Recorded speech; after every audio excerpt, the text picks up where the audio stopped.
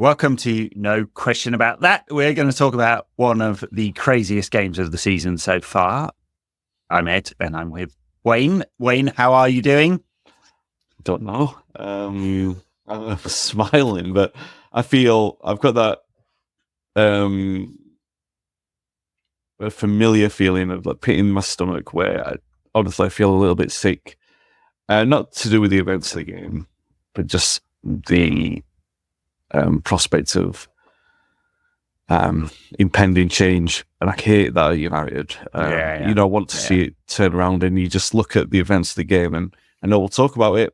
And I just said before we came in, like I felt like none of the events in particular reflect on Ten Hag's decision making, apart from one with reaction to the subs.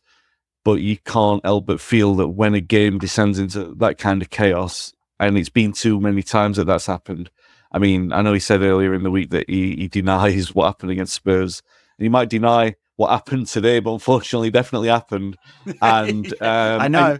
I don't know, we can talk about the referee, because I think there's a definitely there's a lot to talk about that. But I mean, I do think that it's a concerning defeat for him, a very, very concerning defeat. Oh, sure. Look, United are 14th. So obviously we're going to talk about all the details, because this was absolutely nuts as a game. And you could walk away from this game going, oh, bloody hell, we were unlucky there. Bloody hell, Ten Hag was unlucky. But we'll dissect some of it, because it's not entirely that, but it's some of that. But in the end, sorry for the cliche, but football is a game of results. United have 1 win in 8. We have a 45% win rate since winning the Carabao Cup. This is relegation stuff. All our stats are absolutely in the toilet, attacking and defensive. The attacking ones are horrendous. They're sub-mid table. The defensive ones are even worse than that. So the underlying data is much worse than the actual results. Has been that way for a very long time now. So what with stories of United meeting Xavi, whether that's a temporary change or something more permanent, who knows? I mean, it feels like the clock's ticking, doesn't it? So just that alone, 14th in the table, 21st in the Europa table, 21st or 23rd, something like that. It's ridiculous enough that you can get that far down in any table, but you can. That alone would put Ten Hag under pressure.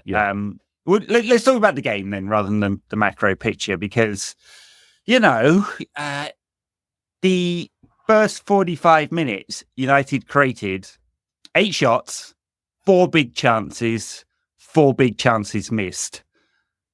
Yeah, that was real WTF stuff, from Garnacho's strike against the bar to Dalot missing an absolute open goal.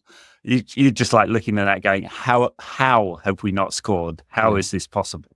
And that Dalot chance was so poorly missed, that you forget about Fernandez's header. You forget about the one where they hit the bar with their own player, and also the Rashford had a chance. It won't go down as a chance, but the ball fell to him so kindly, couldn't get the ball out of his feet. He was daydreaming, he was thinking about something else. Because the thing is, though, and I did tweet about this, I posted on X, because tweeting is no longer a thing, that United were playing well, they were playing good football, but then the pendulum starts to turn a little bit. You think, no, this is West Ham being really poor. And you tweeted, and I knew that this word would definitely come in when we were going to talk about this on the podcast, and when other people will talk about it, passive. United were already passive. They never took control of that game. It was never a strong performance that you said. There's no structure to United's play. There's just no structure at all. The amount of brilliant chances we created in that first half were all to do with individuals. Yeah. Oh, and by the way, I did some research at halftime, because I thought this is obviously systemic and it's endemic. So let's have a look through the potted history of United under Ten Hag to see the last time we got to the hour mark, which we expect, like I said today, halftime, we expected United to be 3 goals up, right? I think that's a fair. I think that's fair. 2 or 3 4 goals big up. chances. So when was the last time that United got to the hour mark in a game and there were 2 goals up, and you thought, all right, they're comfortable? And I'll tell you the last time. It was Everton in March when we scored 2 penalties. Before that, it was West Ham at home, where the famous one where they're all sat on the sidelines. Yeah. So that was twice, and that happened like at the start of this year. Before that, it was Leicester in February last year, which was just before we won the Carling Cup, Carabao Cup. And it doesn't, I mean, we know that United have had trouble killing teams off anyway, but they've had trouble not through just being profligate. It's, it's an endemic part of the problem. They can't finish. They're not a good finishing team. And you do point the finger and say, well, the manager's brought in strikers. He brought in Vegos, which we know he wasn't meant to be a prolific striker. That was a desperate thing. But, Højlund, all right. The jury's still out on Højlund. I think he's still improving and he's still progressing, but he doesn't have the presence that we need to have. And Xerxes definitely doesn't, in spite of him assisting the equaliser today. Yeah. I mean, this is not very important, but I'm going to carry on my campaign that assists should be weighted. Yeah. Midweek, I still think that's a heavy touch. We'll give him the benefit of the doubt and say it's a pass. And then today, he's obviously just missed the header. Yeah, so he's tried to score and he's not scored, and Casemiro's took care of it. So I mean, United have got a problem in doing that, and the problem with ones like that, like draws, is that you have to wait to see which way the evidence falls. To support. Is this a team that can't score chances, even though they create plenty of them? Is it a team that can't win games, even though they don't lose plenty when they're in a run of draws? Well, unfortunately, the evidence is telling us that, and also when they do create chances, is it a team that are dominating a game of football, or is it the team who they're playing against are passive themselves but can switch it up? Yeah. And West Ham switched it up, and They did, and at half-time I was like, what will Lopetegui do? Because we've seen this film and we know how it ends, right? Yeah. Teams react to how United are playing, and Ten Hag is not able to adapt, right? It's like he goes into it with a plan, and then when he gets punched in the face, it all goes out the window. Really destroying my metaphors today, aren't I? The plan goes out the window, and he's not able to draw up a plan B. He just can't react. United went so passive after half time when Lopetegui made 3 changes and completely changed up. Yeah, they just went much, much more direct. And I don't mean long ball. I just mean bypassing United's midfield and using the runners. And I don't know. It's such a pattern that I don't expect it will change. And I mean, Ten Hag may not get the time to change it anyway. I mean, a lot of people were making fun of him in midweek because he said, I deny the Tottenham result because of the red card. I mean, that's the worst 30 minutes of football I've ever seen from United in that first half. Yeah. I mean, literally, the worst. It was really bad, yeah. It's so bad. So a lot of people made fun of him because of that, and kind of rightly so. But I kind of knew what he was getting at. But and I haven't seen today's post-match comments, so we'll see what he says. But he doesn't half harm himself sometimes with what he says, and there's just seems to be something about his personality. He's not got a lot of charisma, obviously. He commented on that before, but he just seems to get very, very defensive, and it comes across as someone who doesn't take responsibility, even if you're unlucky, and there's some ill luck today in that his players have not finished great chances they've created. Yeah. And that one of the most ridiculous VAR decisions you can ever have. I mean, just beyond words. But before we talk, so you can say he's unlucky, but he never takes responsibility for the things he's in charge of, which is how the side is set up, how they adapt throughout the ebb and flow of a game, and the changes he makes. Yeah, and I mean, obviously we are going to talk about the penalty thing, but in the flow of the game before that, and I'm always someone who will come out and say that I'll back the manager, and I don't, like I've said, I feel gutted at the prospect of change, and I feel like it's probably inevitable at this point. I'm also someone who will. Again, I feel like I'm just throwing out loads of caveats to support negative opinion here, but I mean, you know that I will sit and I will talk about the language difficulties, and I don't necessarily think that charisma is a bad thing, because lack of charisma, because although I do think it's a necessity for a Manchester United manager to have, but I think if you've got a separation from the press in whatever way that comes, if that is lack of charisma, then fair enough. But the lack of ownership over the way that things are going with the club, with the team on the pitch, because you cannot. The thing that Ferguson always said, and it's just Ferguson as a point of reference, is he would always talk about control. And Mourinho's a great person. Even like the other day, you knew that United were never going to win that game, because Mourinho's a master of control over an environment and a situation.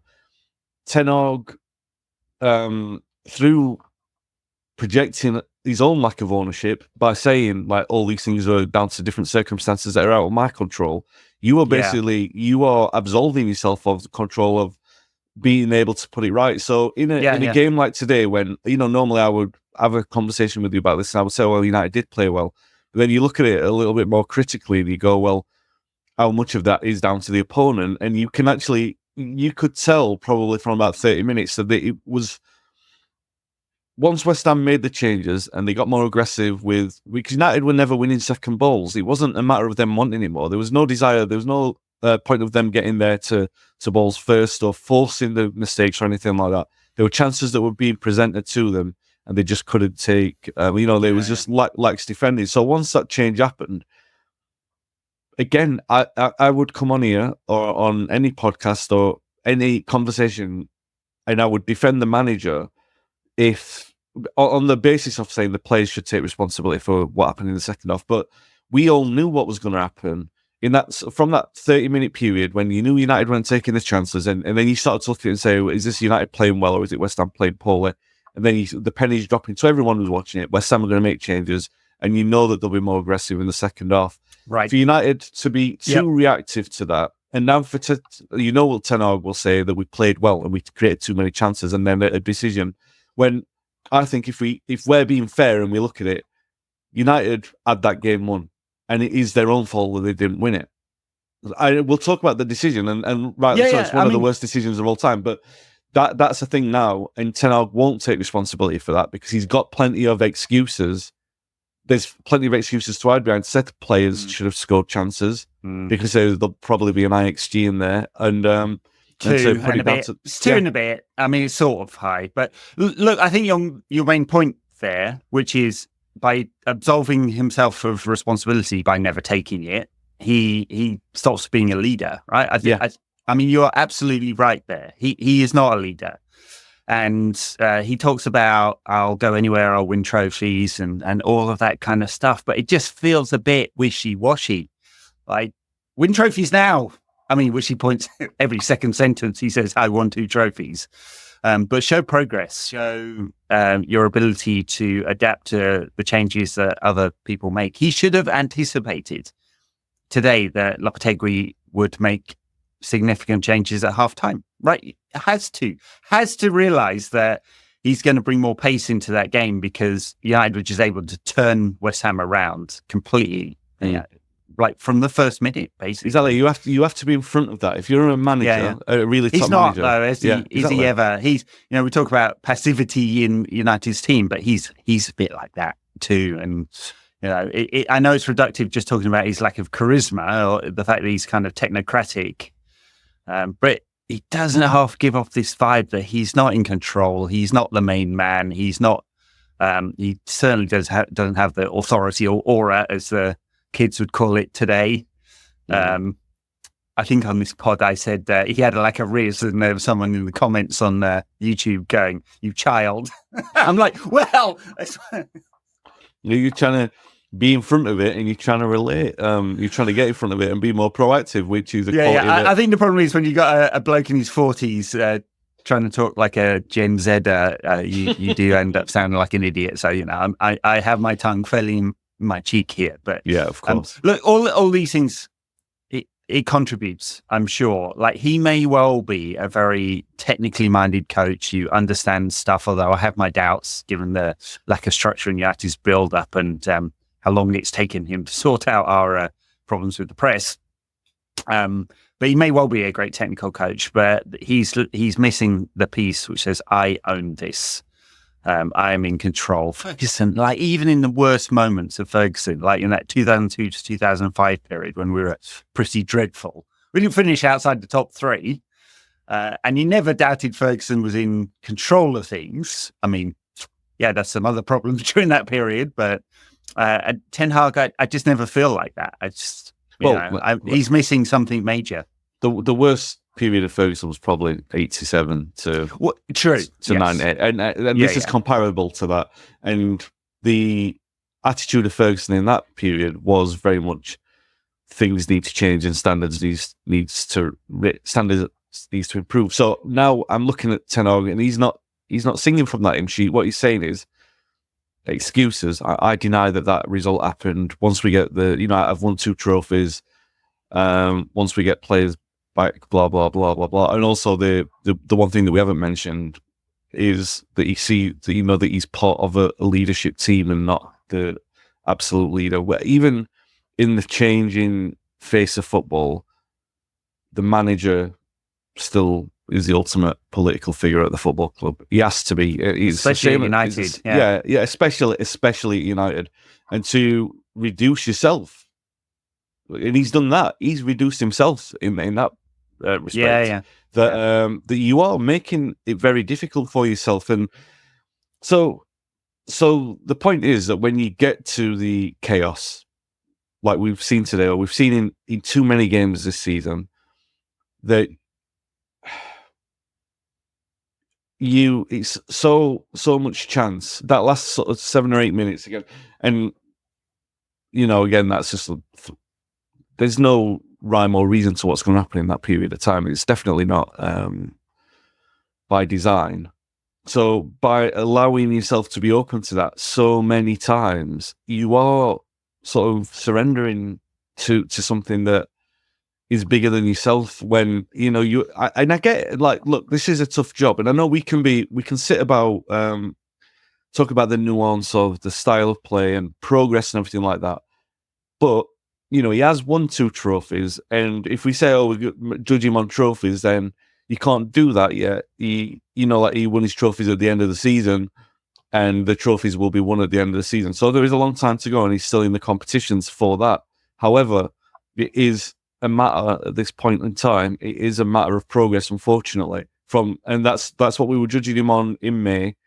He bought time from the cup win and the nature of it, and now we are all looking at the progress. Now, the one thing I will say in his defence, and I know we're moving away from the game, the one thing I will say in his defence over the past since we've come back from international, is that the balance of the side looks so much better with a left footer. But that's just basic.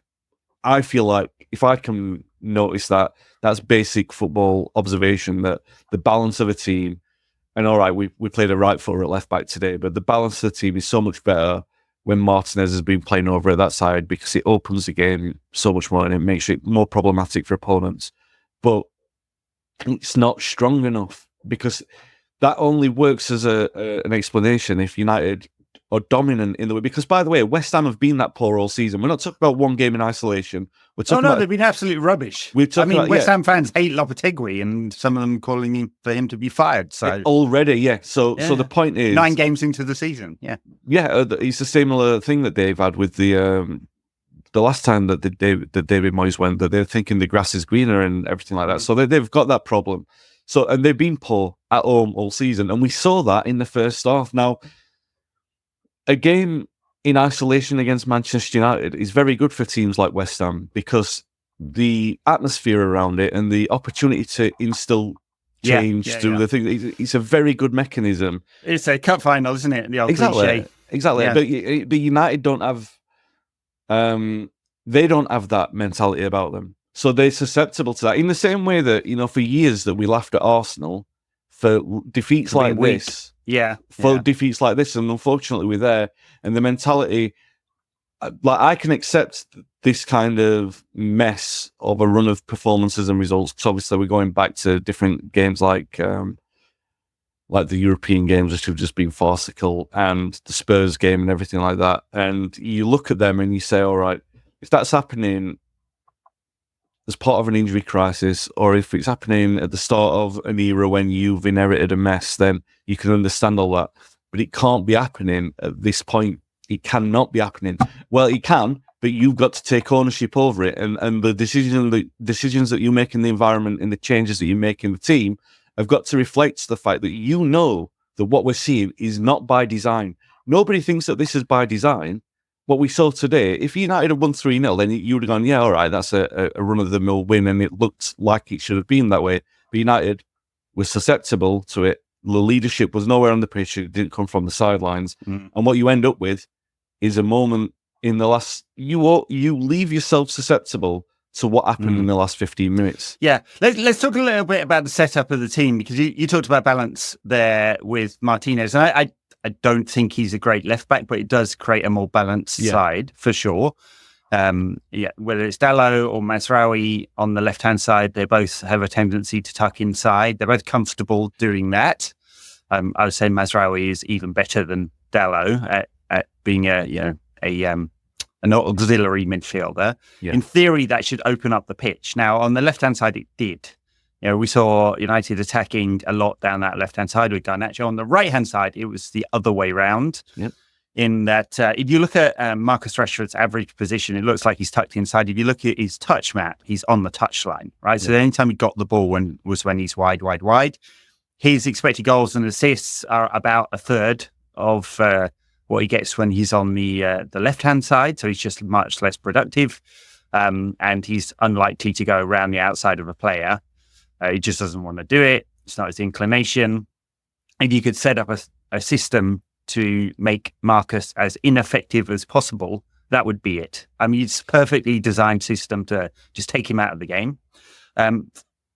Clearly, Ten Hag wants to stretch the pitch. Otherwise, Ahmad would be in the side. I mean, he tucks in as well. So he's got this idea that he's trying to make it as wide as possible. I think that's partly about transitions, ability to play in space on transitions.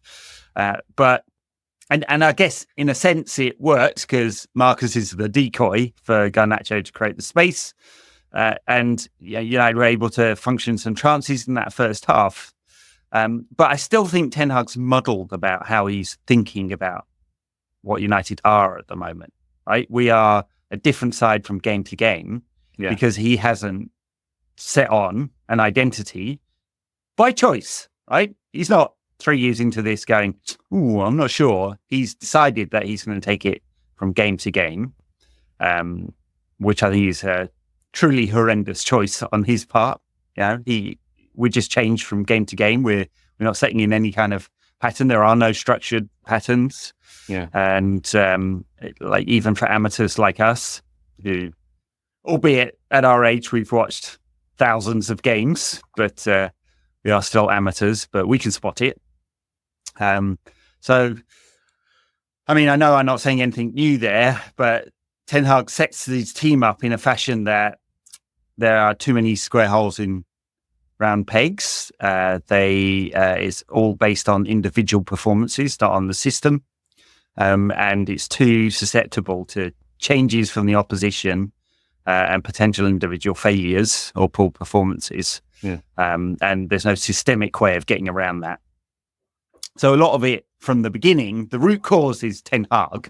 Right? I even think some of the lack of finishing is his fault because it's not like, and I'm not saying we have to play like Manchester City, but we don't create chances that are repeatable patterns in the way that City do. And I almost think that when the chance comes, it's a surprise and players are snatching at it, Yeah, we concede chances in repeatable passions. We do concede chances from we didn't concede chances from a cutback today, but it could have been. Yeah. All right, let's talk about the first goal because that comes a bit after half time. West Ham have got on top at this point, and it's a breakaway. Who do we blame for this one? The fullback or De Ligt? I mean, both of them are Eriksen for letting the man run on his blind side, or do we just say it's a good breakaway from West Ham? No, I do think it was an avoidable goal. You could say De Ligt, but I still feel like the good that we've seen from De Ligt gives me enough evidence to absolve him of the blame of the case. Because like when it's Dalot playing at the side of him, and like I've reached a point where I don't want to be too critical of Dalot because I've said it so many times that if you're not good enough to play for Manchester United, it's not necessarily a massive criticism because many players aren't. But there was too many times today where his positioning or his decision making in that split second were costly to us. And I'm not talking about the miss. I'm talking about defensively. And I feel like that was evident in the goal. He just got the wrong side of the player who scored, Somerville, I think it's scored the goal. So Jimmy's son, right? Is it? So no. I don't know what you're talking about. I don't know your frame of reference there. I don't know. So Jimmy Somerville. No, who's Jimmy Somerville? Jimmy Somerville, 1980s singer, you know? Oh, I don't know. Very high-pitched voice. I'm much too young for that. I'm with the Riz. You're absolutely not. I'm with the Riz kids. What are you talking about? Don't leave me this way, you know? So you know it. Yeah, well, you know. Anyway, I'm not saying that it's a defensively terrible goal to concede. I don't think the blame is pointed at one individual player. Yeah. I think that we all take a point in that. And I do think like it was... I think that's a systemic goal to concede because it's all resulting from the fact that we're so passive and we allowed West Ham to influence the atmosphere and the environment. And what that does on the pitch, it heats the pitch up. And if they're more aggressive to the ball, as they were all over the pitch for that period of time, you're creating terror. You are invoking terror into a team that reacts badly to it. They don't stand up to it. They like, oh God, terror's here. Time to collapse. And that's what happened with that goal, unfortunately. Yeah, West Ham fans are the most whingy in the league. I mean, there's some competition for this prize. Arsenal fans love a whinge, don't they? But West Ham fans just turn very, very quickly. It's like they think they're West Ham of the 1960s and they deserve to be at the top of the league or something like that. And they haven't been anywhere near the top of the league for 60 years. I mean, there's barely a person in that stadium today that can remember when they were good. Like maybe some from the 80s. They had one season when they came like third in the 80s or something like that. You remember that team? The rivalry with United is, well, there's a lot of clubs that think they're United's rivals, and there really aren't very many who actually are. But they were, in that first half, West Ham fans turning, right? Yeah. But it didn't take very much. Just a bit of aggression, bit of positivity, get on the front foot, United being passive. Yeah, it wasn't suddenly them to get up. It wasn't a particularly groundbreaking plan. Do you know what I mean? You could have even watched that game up until the refereeing nonsense. You could have watched that game and said, actually, Lopetegui masterminded that because he would have seen how United are going to play, let them come at you, let them build overconfidence, and then we'll switch it up, and we've got a different gear to go at. And United, you may be giving him too much credit there, but maybe. He was on United's list of managers they were considering at one stage before they appointed Ten Hag. I mean, they interviewed him. Yeah, that was for the temporary thing that for the temporary position when they went for Ragnick instead? Yeah. Maybe you're right there. Yeah, there were people who rated him for some reason. I mean, none of those people are at the club anymore. He had a good period, didn't he? Lopetegui in charge of Sevilla. He got the Real Madrid job on the back of that, or he was with Spain for a while, and they got sacked by Spain and got the Real Madrid job, and then got sacked by Real Madrid quite quickly, and his career's gone a little bit south. But he's not a bad manager, and he's made 3 changes, but particularly Somerville to stretch the game because he carries the ball really well. That changed the pattern of the game. Right? Yeah, he's gone. Hey, we're conceding way too many chances. Put Souček in there to stop the supply line. We need to stretch the game and put some pressure on United. Somerville on, and it really worked. And United aren't good at reacting either on the pitch through leadership of the players or from the sidelines. But you say that, and they did react. Though they did react, and that was they reacted when we went down. 74th minute. Suddenly they were like, "Oh, we better attack now." what I'm saying is there was a reaction. So what provokes that reaction? Is it the manager making the change for Rashford, bringing Rashford off for Ahmad? So I thought Ahmad was quite poor. The defence seemed to work him out quite quickly with him. He's still a little bit one-dimensional. He does need to find he needs to find a way of going on the outside as well as on the inside, because he's quite predictable. Well, and to be fair, plenty of talent, and he's young still. So. He's not like like Garnacho isn't, because they know. I think defenders are getting wise to the fact that he doesn't have a particular burst of pace. I mean, he's a great player, and he's potentially much greater. And great at carrying the ball, Garnacho, not very good at being a man one-on-one. Exactly, but I think his ceiling is still greater, and he'll work these things out. That's what great players do. Hopefully. That's the next part of his development. But right now, defenses are working it out because they're like going, we'll just sit back off him because he doesn't have the burst of pace and all the tricks to get past us. So, I mean, he can still do things in front of them to hurt them. But what I think was United did react. That's the point I was going to make. They did react, and maybe that was West Ham going like a natural flow of a game is you score a goal, you want to protect it, you sit back. Maybe I'm giving United players too much credit. Because one thing that I have said in Ten Hag's defence over the last sort of 6 or 7 months is that when this chaos run has been going, I'm talking with the injuries, not lately, because I don't really class this as an injury hit run, even though we have got injuries. I'm talking like last season when the balance of the side was all over the place. My investment in thinking there's something to build upon was thinking the players were responsive to setbacks.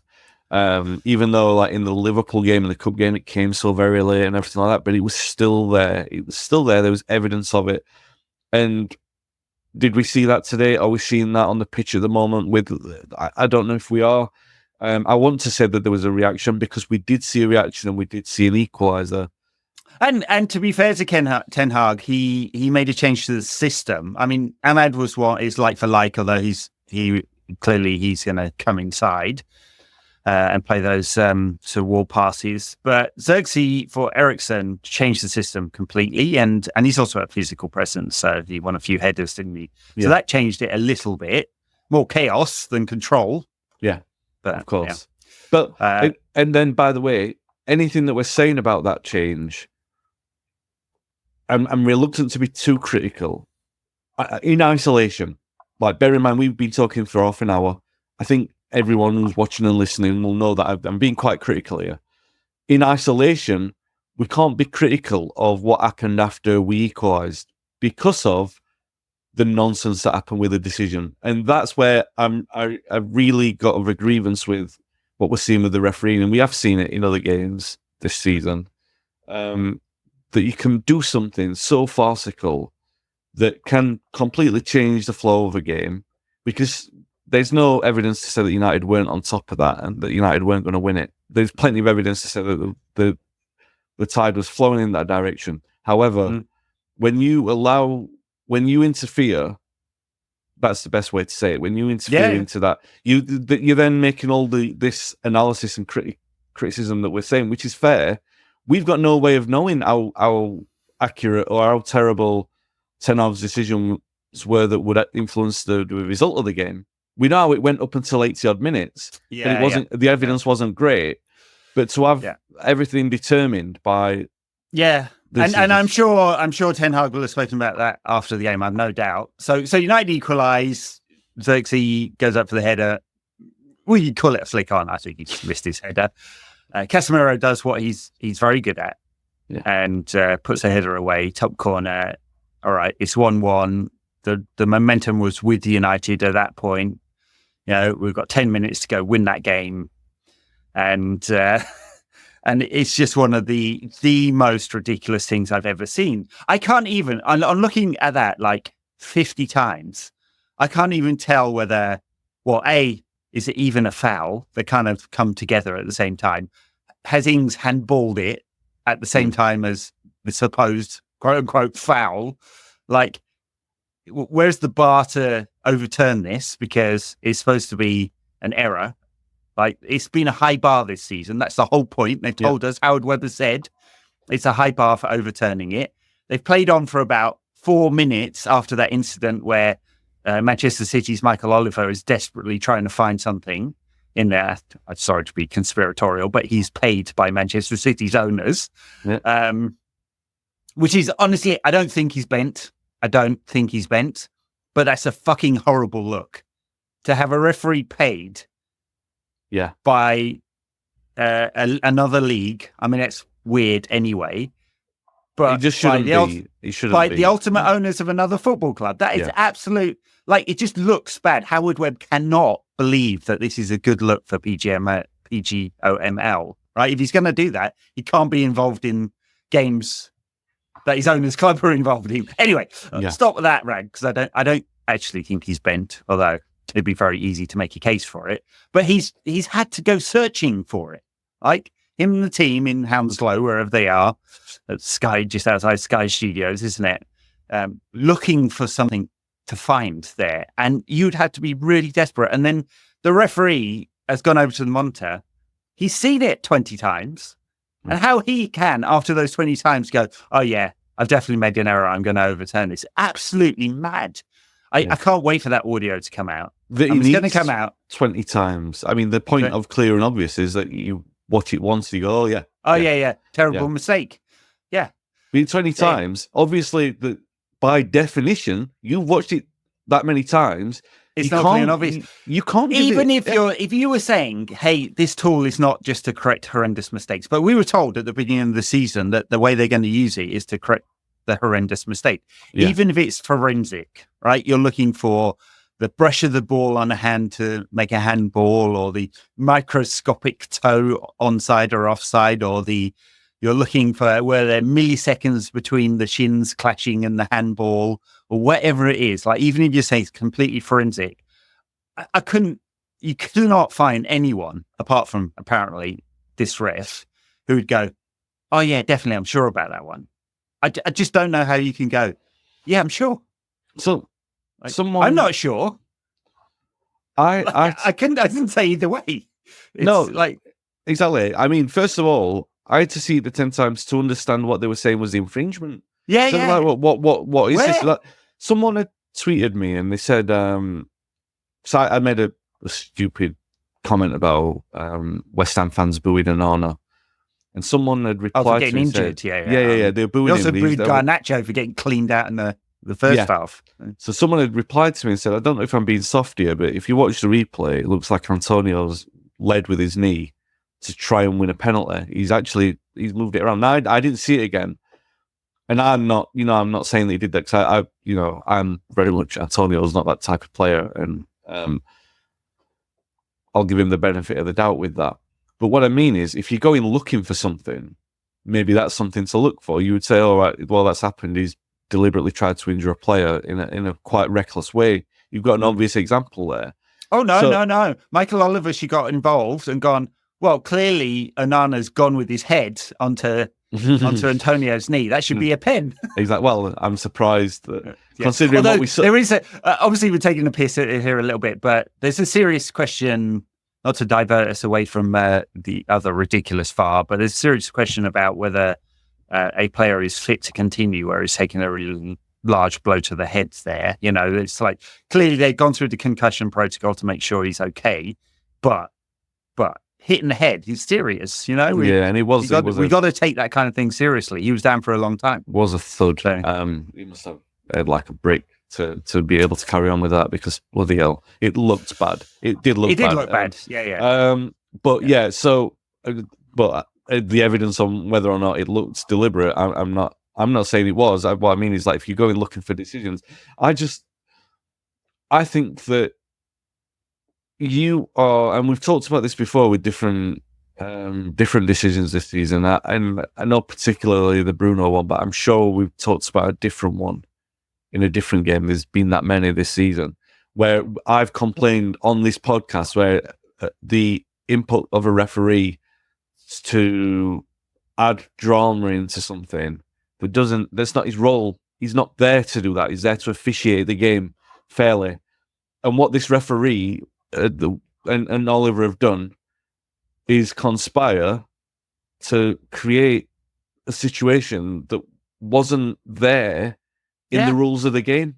They just made it up out of thin air. There's nothing in the rules that says what happened there was an infringement that stopped a goal scoring opportunity or that amounted to physical contact enough for there to be a foul. You couldn't even tell me that their shins have come together. You can't tell me that it wasn't Ing's shin hitting Lick's shin. There's no threshold there to say that that's strong enough for what they're claiming it to be. It's a terrible decision. It's absolute bollocks. And I mean, it's not only a terrible decision, Ed. It's the fact that they've reviewed it to get there. So the decision itself, if you make that decision in isolation and you review it, but it was the other way around.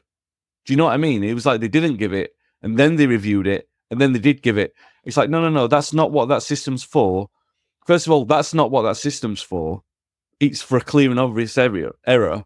So not only is that not what the system's for, you've manipulated what the system's for to give something that wasn't, that's not even on the threshold of what you're awarding. And it's just absolute. To influence a game like that is one thing, but you are influencing a narrative then. The referees know that, and the officials know that. They're actually creating the storyline which is likely to ramp pressure on a manager who's already vulnerable. He might lose his job. Yeah. It's also, by the way, it's £3 million per place in the Premier League at the end of the season. So it also has, massive financial implications as well, and knock-on effects. So it is quite extraordinary, as it was for Bruno's red card, as you mentioned, that a refereeing team, with the number of eyes they've got there. They've got the referee, 2 linesmen, the 4th official, the head VAR, and 2 or 3 assistants to look at all the cameras, haven't they? That many people, and they come up with a decision like that. Against Spurs, it got overturned because the VAR and his assistants and the referee got confused, right? They were talking over each other, and they literally got confused about whether it was studs up or not studs up. And one of the VAR officials is saying, it's not studs. And they somehow muddle themselves. So that's why I'm looking forward to this audio coming out, because it will. They'll get an apology. It will come out, and they will have got confused confused about something, Yeah. But it's even worse because the referee's gone and had an extra look, and he stood there for ages and gone, "Oh yeah, that's clear."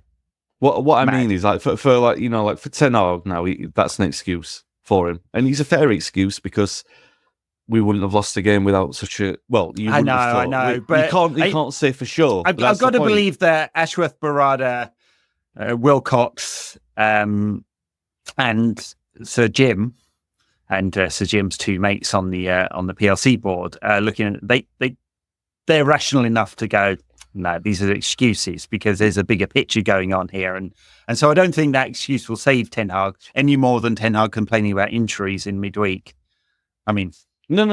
Luke's away from his first team, best team, isn't he? Of course, and Colby. But I'm not defending him there. By the way, what I'm saying is, like, you're removing element of doubt. You're removing uncertainty. You are influencing decisions, and knowing that you can do that again. Do you know what I mean? Because that does create a mentality issue within the players, and. You know what I mean? You are going to have players with their own kind of, I'm going to say agendas, but of course, the last thing stretch the rules to what they can want and get away with. I mean, I think I'm not alone in saying this, that I would feel much less angry about that if the referee on the pitch, if he just got rid of VAR and said referee on pitch, called that as pen. Yeah. And I would go, I don't agree with that decision. But it's a human who's gone, I've seen that in real time. I think that's a penalty. Yeah. Much better than VAR and the referee taking 12 fucking minutes to go review it 75 times and then still coming up with a nonsense decision. And by the way, this has got nothing to do with whether or not, like, we've lost the game, fair enough. And, I'm not saying that Ten Hag should or shouldn't lose his job on the basis of a decision, because I'm quite with you on that. What I mean is, like, you shouldn't have people influencing that part. No, when they know what they're doing with that. Yeah. But the one thing I will grumble about, and it's only a minor grumble, if you watch the 5 minutes from 90 to 95 minutes, how long the ball was in play for. And so they've put 12 minutes on the board. I know we played another couple of minutes after that. Yeah. But really, the ball was barely in play from 90 to 95. We wouldn't have... Game management, you might call that, but I know, but there's still... The ball wasn't in play, so... Well, barely in play, maybe 50, 30 seconds. So there was still probably, and we wouldn't have done anything with it, but another minute of play. And I just think, like, when you are manipulating the decisions as you are, you've got to be careful to not leave yourself open to the kind of stuff that people who are less balanced might start saying it's corrupt and stuff like that. I'm all right, I don't think it's corrupt. I just think there's a showmanship that referees have got involved in over the last 5-6 years. It's not corrupt, but Michael Oliver is picking up a check from Manchester City's owners. So. No, what I mean is they are... I don't think it's corrupt, but what I think is the referees have become... And it is the Mike Dean thing, isn't it, really? But I think they become minor celebrities. And they do like being people who influence careers and trophies and stuff like that. I mean, it shouldn't be like that. They're not there to influence. They are there to officiate. And what we've seen today, and we've seen it in other games, I'm not just saying it's not United. We're far from the only team to suffer from this. It's just a terrible, terrible decision, and it could affect loads of stuff. It's just, I can't, honestly, we could spend an hour talking on how terrible that decision was. It was absolutely ridiculous. All right, I think. Well, we've ranted for 45 minutes there, which is pretty good. We could spend another hour talking about that. I'm not sure where United go from here. I think it's clear the ownership group are very, very reluctant to pull the trigger on firing Ten Hag. They clearly would like a better or best choice option if they're going to do it. Given that they interviewed every single manager they possibly could in the summer. Yeah. And then met with Omar Barada, met with Xavi in Barcelona last week. I mean, that's quite a big signal, isn't it? Not saying the smoke signals are coming out of the Vatican, but not far off. I still think they'd be kind of reluctant to do it unless they feel like they have absolutely no choice. And could they fire a manager on the basis of one of the most ridiculous refereeing decisions ever? They'd have to zoom out a little bit, which they seem to be reluctant to do when they didn't fire him after the FA Cup final. Yeah. But we do have a game in midweek. That's the other thing. It's like it's a 2-day turnaround now for a pointless game against Leicester in the EFL Cup. It's not pointless. It's not pointless because if we win a trophy at the end of it, then it's a trophy won. But he's definitely not pointless for the flow of this weather as well, by the way, because I think I was critical of the sort of sounding out of managers over the summer, which I didn't think it reflected well on the new ownership structure. I do actually think that they've handled this quite well because they've not been reactive. The last thing you want from a new ownership structure, even if the decision is right, by the way, is to be reactive, to be seen to be making the change of manager at the first time. Yeah, they're trying to walk to the right decision, as always. Yeah, it just feels like they're walking very slowly. No, but in the landscape of there aren't many convincing alternatives, although some become more convincing in idea by each passing defeat, because Ten Hag's argument for himself drops. And in the landscape of what this season now represents, close or far, what do they now want to salvage from this season? Because we're not going to challenge for the title. We're still, we're a good wind away from a Champions League run. But that's not progress. Really. If you said, finishing the Champions League this season confidently, like third place behind City and Arsenal, and they've staved off Liverpool, or even if they finish fourth behind Liverpool, you might have a strong argument enough to say that there's progress there. But I mean, we're only 7 points off the Champions League spot, so I suppose anything's possible.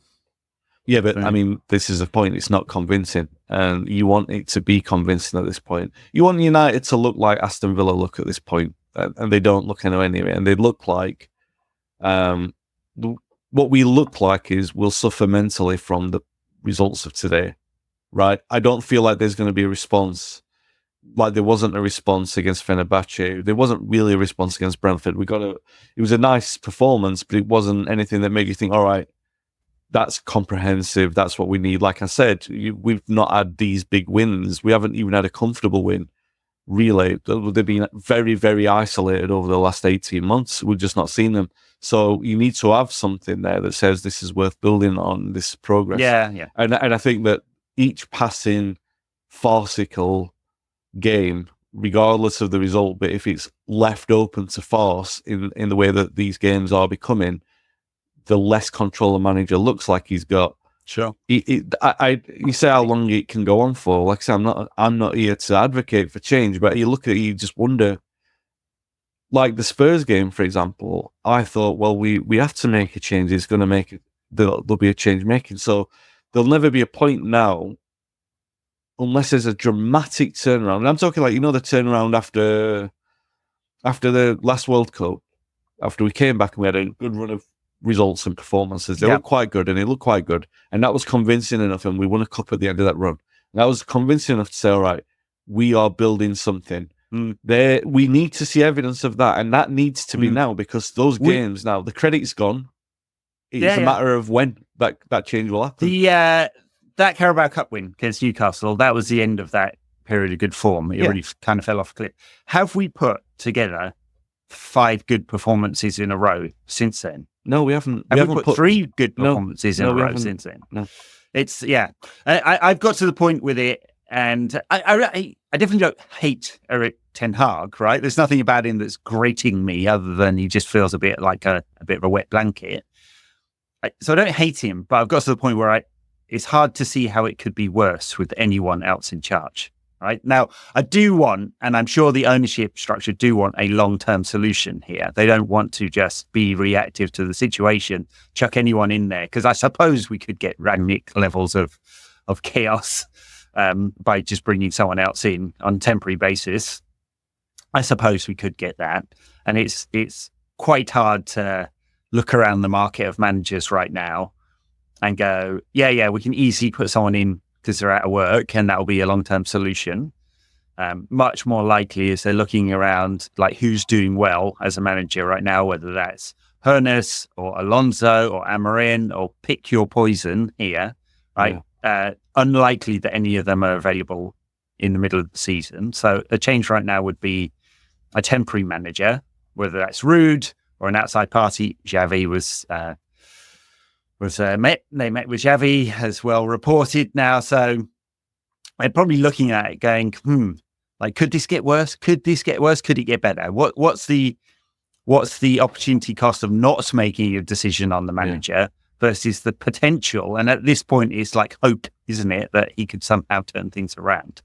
And I think that's the calculation they're making. I think that's the calculation many fans are thinking about as well. Like, who has said that it's going to do better? How bad could it get? Can we turn this around? And what are the chances that it's Ten Hag that can turn it around? I've got to the point where I think there is 0 chance Ten Hag can turn it around, and that the opportunity cost of not making a change is the 80 to 100 million pounds of Champions League revenue. And we're not like 9 games in, we're a quarter of the way through the season. It's perfectly possible to make up 7 points with a good run of performances. New manager bounce or different tactical setup or whatever it is, someone going, hey, I know how to knit these high quality players. This is a group of players that are not 14th in quality in the league. They might not be top 3, but they're definitely not 14th in quality. And well, in fact, they were top 3, and we added 600 million pounds worth of players, and we became 14th. So I will say then, if you wanted me to provide something that I think like, all right, this is something worth building upon. And again, it's not a really strong argument, and like this is why I'm saying Like I was surprised he came after the international break still in charge. So I'm not here advocating strongly for saying that there's a definite route to this. So I don't want people watching or listening and saying I'm being delusional by this. But there's at least strength in an argument to say United are recovering from the injury crisis, and the balance that's in the side is critical to the performances. We have seen when there's balance inside an upturn in those general performance levels. We've seen a lot of force this season in terms of a couple of refereeing decisions that have completely changed the flow of games or results of games, and we've also seen a team that is struggling to get the susceptibility to force out of its system, which we saw against Brighton in the first away game, for example. And, like the Liverpool game, it's like, they just can't, when the confidence goes and the heads drop. Now, you do see that in top manager, and we've seen it at other clubs as well.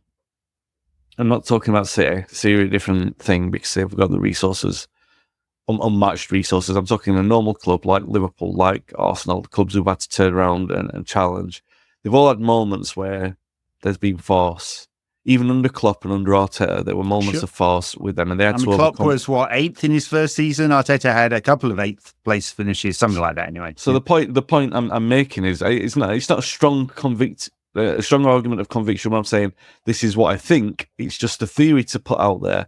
Is that, and even Ferguson, for much of that first 5 years, there was so much force. I think he said something in the 89-90 season, and it was after, I think we beat Millwall 5-1, and then we lost City 5-1, and then we a couple of up and down performances like that over the months, and he was saying we're a Jekyll and Hyde side, and we don't know what we're going to get. And he was still 3 years, that was 3 years after he'd taken control of United. So my point is that maybe the last hurdle to make us consistent is to have the man in charge to ride through this storm of confidence, because clearly, I mean, and you don't know, it might be critical, it may be fatal in that, like, it's a systemic error that will never score goals from that. But you can look at it and you might have an argument to say, well, if the force doesn't happen with the decisions and the confidence can be built from all this, and then they start scoring goals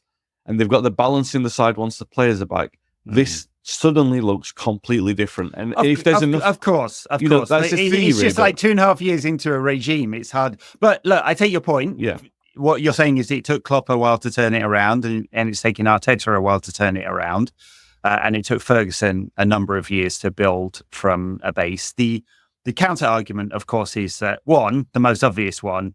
We've seen Ten Hag; he's no Ferguson. Of course, yeah, of course. And I know you're not. Or a Klopp, he's not even a Klopp. Yeah. Unfortunately, he's not even tight trousers, Lego hair, Mikel Arteta by the looks of it, And I really hate to say that, because that little shit is a little shit, and I have no respect for him. But hey, so that's the counter argument. The better counter argument, I think, than those kind of sort of surface level comparisons, is to look at the data and the tactical shape, and we have much, much more information on this than we did in Ferguson's time, and we talk about it more openly. And of course, I think the characterization of Ferguson as someone who didn't really know about tactics and was all vibes is obviously completely wrong. You don't win that many trophies over such a long period and change so many players and teams and styles without really knowing what you're doing. But we as fans have access to way more information and way more analysis, and there's some really great resources, not just like Twitter tacticos, but the Coach's Voice and others, where you can really dig into this deeply and go, I understand what's going on there, right? So I think that's the best counter argument to he needs a bit more time, is it's just fundamentally wrong what Ten Hag has served up, and the reasons for our failure is 70% Ten Hag, 20% players, 10% injuries, or pick your balance. Maybe that's not quite right. Yeah. But it's mostly on the manager. He's mostly got it wrong. And we didn't want to be in this situation where we're changing out another manager again. And I'm absolutely certain that the new ownership team under Sir Jim and the new leadership of the football club do not want to do that either. They do not want to be cleaning up the mess from the previous regime by firing the manager. They are clearly very reluctant to do that. But it's going to get commendable, to a point. by the way, though. Sure. I'm not criticizing them for it, other than I think probably the opportunity cost of not making the change is quite high. And so at some point it looks like you're dithering on an obvious decision to make. But I do commend them too. They do not want to have to chop and change managers. They'd like to stick with someone that they like. Sir Jim said it not long ago, right? At the America's Cup, he was doorstepped by Dan Roan. And Sir Jim said, we like Ten Hag. We believe in him, but it's not my decision. He's passed it on to the people he's put in charge to make those decisions. I mean, the rashness of a decision really makes the importance of the hiring even more critical, because you have to get that right. Of course. You know. By the way, Ruben Amorim has a 10 million euro clause in his contract. Only activates in the summer. Just saying this. I'm throwing that out there. I'm not sure he'd be my first choice partly on account of he's a back three merchant, but also feels very high risk. Oli Hoeneß and Xabi Alonso almost certainly will both move on next summer too. Sadly, there's no chance of getting Julian Nagelsmann out of the Germany job, because he would be my first choice by miles. Assuming that Jurgen Klopp doesn't want to give up his job at the fizzy drinks brand and his years of Liverpool. We can have that anyway. Well, the crazy thing is in football, but that would be the craziest. Anyway, so I think they're looking at this going, we'd really, really, really not like to not have to make a decision right now. We'd really like to be able to punt it until the summer, because there are some good options available in the summer. Possibly. But I mean, possibly. In theory. But then you've got a different decision, because the best case scenario is that someone comes in and does well, but then you're left in the same sort of situation as we were with Ole. With Ole, do you make the romantic choice? Yeah, sure. Should just give it Ole to the end of the season. Clearly, that's what we should do. All right, we got a game against Leicester. I have nothing much to say about that. They'll change the team around. Ten Hag, assuming he's still in the job, will change the team around a bit. I would like to see, not that I think he's going to bring in 6 kids or anything like that, because I think it's unlikely, but I think he rotates for minutes in these games sometimes. I'd like to see a couple of younger players get a go. You know, Harry Amas was sat on the bench all day today. Yeah. Come on. I know they want to give him a bit of time, especially to develop, but he's been training with the first team this whole season. He played in the under-21s at Newcastle yesterday, so it's not surprising he didn't start today, but I'd like to see him be given a go, because just let's see how he looks in a game against fellow pros, Premier League level. It's time as well. It's time. It's time. He was around. He was being mentioned back in the last season. Wasn't he had a very good preseason. I mean, before they cut the in-depth coverage of the academy sides due to budget constraints, I think many people were watching him. Anyway, you can see most of the games now anyway. But people watching him in the academy side and go, yeah, there's something special here. I mean, he looks so comfortable. He looked very good in pre-season. Caveat, it's just pre-season, different types of games, less intensity and all of that. But I'd like to see him. Why not? What's the risk, really, honestly? Yeah. So I'd like to see that. Had quite a lot of younger players on the bench against Fenerbahce in midweek. Will Ethan Wheatley get some game time? I know Josh Xerxes probably needs some games as well, some minutes, but it'd be nice to see Ethan Wheatley have a few minutes. I don't suppose they'd go full wild card and give Chido Obi Martin some minutes. He's 16 years old, but took 13 minutes to score a hat-trick on his academy debut. But, of that under-17, under-18 group, you've got to wonder, because they're very good. They're very good. You can't give them chances. Yeah, Lacey as well. I mean, I know he's been missing for a long time. He had such lot of problems with injuries, but he just looks He's the one, really, so high quality, doesn't he? The talent that he's got. He's level, and we say this about Amas as well, that their level of composure, like Manu, when he just knew straight through the system, and Lacey's very much like that, and you just desperate for him to get a run and stay injury free, because his graduation, like, really, technically, if he's injury free, you've got an argument to say he's in Ahmad's spot. Do you know what I mean? And the problem is that area of the pitch is so hotly contested. But unfortunately for Anthony, he's got his sprained ankle now, so there might be an opening there. My point is that you can only hold back on that for so long. And it is obviously the cup games or the European games, and there are a couple of easier European games coming up, he says. After so many draws, but I mean, theory, yeah. Theory that they're there to give those players minutes as well. So, yeah, I'd like to see some of them.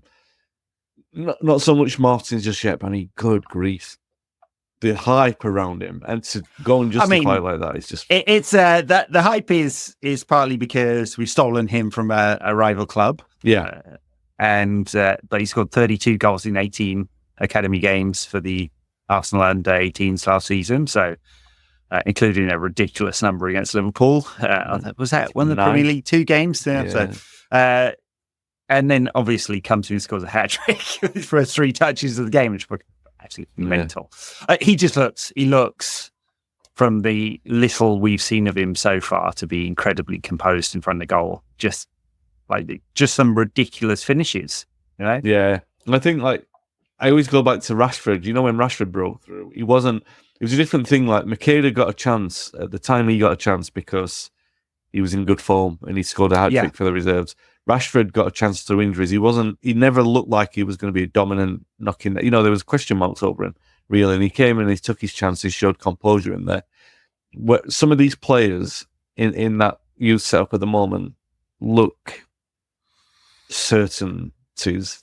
The other really talented one is Ibrahimov. God, I always mess that name up. I did win out. We talked about him before. He looks really nice. Very, very young though. But there's a few. There's Biancheri, the Italian lad. Who keeps scoring goals. And Jack Fletcher was on the bench. Wasn't he, for a Premier League game? The one before last, Brentford game. He wasn't on the bench against Fenerbahce. But played for the under-21s the other night. Be nice, little father and son moment, wouldn't it? If Darren Fletcher on the bench could push his son to get a few minutes on the pitch. Fitzgerald as well looks very good in midfield. I mean, you never know with a step up, really. And we're talking about under-18s, not even the step up to the under-23s yet. Yeah, I mean, it's a very young group. But very young group. The point is that you can't. I know there's a lot of senior players and a lot of senior players who need minutes. You can't always, and United are the best club for this anyway, so it's not really a concern that I've got, but you can't always gatekeep mediocrity and say that you don't allow that chance, because sooner or later those players will get restless because they deserve chances. I'm not saying they deserve chances in the first team soon, but what I'm saying is if they carry on playing like they are, it will be inevitable. So that's only a good thing, the stated reason that Obi Martin has moved to United is that he saw a better pathway towards the first team, which is interesting because Arsenal don't have a striker, so he's obviously seen something Arsenal didn't like. I don't know what the conversation was with him. Arteta's Lego head, or might be. Oh, dearie me. Do you think the colours match the cuffs? I wouldn't like to comment. With Arteta, I should be very specific about that. I made that joke before about I think I was joking about Paul Scholes, and someone got the wrong end of the stick and wrote this very long comment in the Apple Podcasts reviews saying I was a sexist. I was like, what? Anyway, yes, enough of this nonsense. We'll see if Ten Hag's in charge. I suspect he will be. I don't think they'll make a super rash decision, but I could be saying this and they've already fired him. Who knows? So Jim has texted in. off into the wild beyond to see if we've still got a manager. Like everyone, like, you know, are we back for an emergency podcast re-editing the end of this? Might be. If he gets the sack, we will come back for an emergency podcast. In the meantime, you can also catch the Tactics Show with Darnish. We'll go through the ever-changing tactics at Manchester United in the game versus West Ham. That'll be on Monday with Daniel if he's back. And then we'll do a bonus show next week as well on a topic of some kind. You can also catch us on YouTube where we do some dailies, topic of the day, chatting about something. We very much appreciate your support. You can find the Tactics Show and the Batter Show on Patreon, on Apple Podcasts, and it was supposed to be on Spotify, but after claiming I'd fixed that last week, it was not there. So maybe at Spotify at some point. All right, Wayne, thank you, sir. Well, thank you. Always a pleasure. Yes, thank you. Bye now.